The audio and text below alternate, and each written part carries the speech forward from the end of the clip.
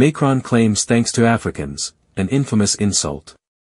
Emmanuel Macron, in a new arrogant outing, dared to demand thanks from Africans for French military interventions since 2013, while affirming that France is not in decline in Africa, it is reorganizing itself. This clumsy attempt to rewrite recent history is not only an insult to the African people, but also a pathetic attempt to hide the reality. France did not leave Africa voluntarily, it was driven out, and in a manner the most humiliating. Contrary to Macron's assertions, France has not decided to reorganize itself in Africa. It was forced to fold after being rejected by governments and people exasperated by its neo-colonial interference.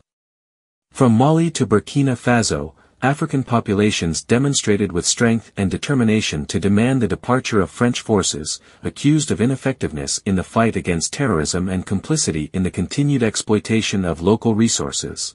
The hasty withdrawal of French troops, sometimes amid jeers and hostile demonstrations, testifies to a profound rupture between France and its former colonies. These forced departures are not strategic choices, but the result of an unprecedented humiliation for a power which still believed itself to be indispensable.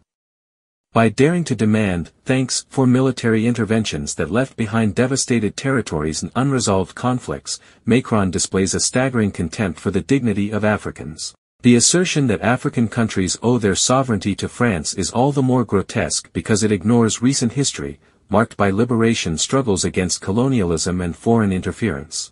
We had a secure relationship. She was of two natures in truth. There is one part, it was our commitment against terrorism since 2013. We were right. I think we forgot to say thank you. It doesn't matter, it will come with time. Ingratitude, I am well placed to know, is a disease that cannot be transmitted to humans. I say this for all the African countries which did not have the courage, vis-à-vis their public opinion, to wear it. The irony is that Macron says these words even as France continues to maintain its influence through indirect means, such as military bases still present in several African countries, economic control via the CFA franc, and paternalistic diplomacy aimed at dictating the politics of African states. No, France has not left.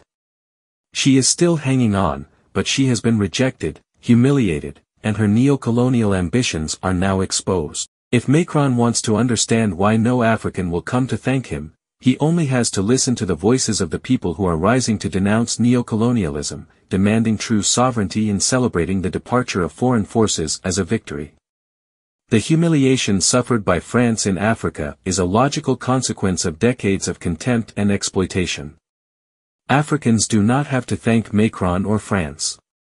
They thank their ancestors, their fighters, and their own resilience.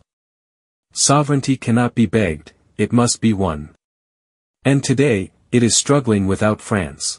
Chris Yapi does not lie. Find Chris Yapi on his 2 YouTube channels, his Rumble channel, his TikTok, X, Instagram, VK and Threads accounts.